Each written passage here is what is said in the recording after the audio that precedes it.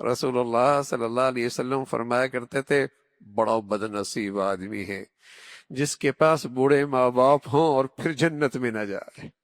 بڑا بد نصیب آدمی ہے جس کے پاس بوڑھے ماں باپ ہوں اور پھر جنت میں نہ جائے.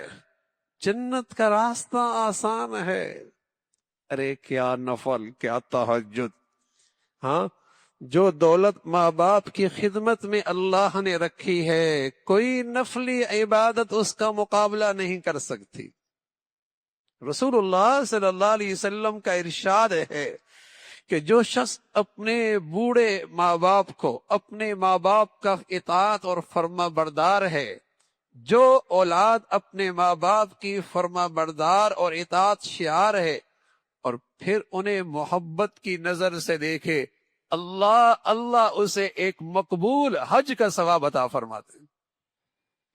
جو اولاد اپنے ماں باپ کی فرما بردار اطاعت شعار ہے اور پھر اپنے ابا اور اماں کو محبت کی نظر سے دیکھے، ایک مقبول حج کا ثواب ملتا ہے.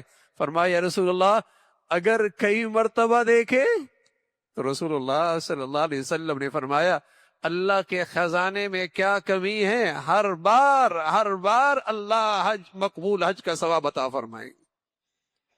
کون سی نفلی عبادت، کون سی ایسی نیکی جو ماں باپ کی خدمت سے بڑھ کر ہو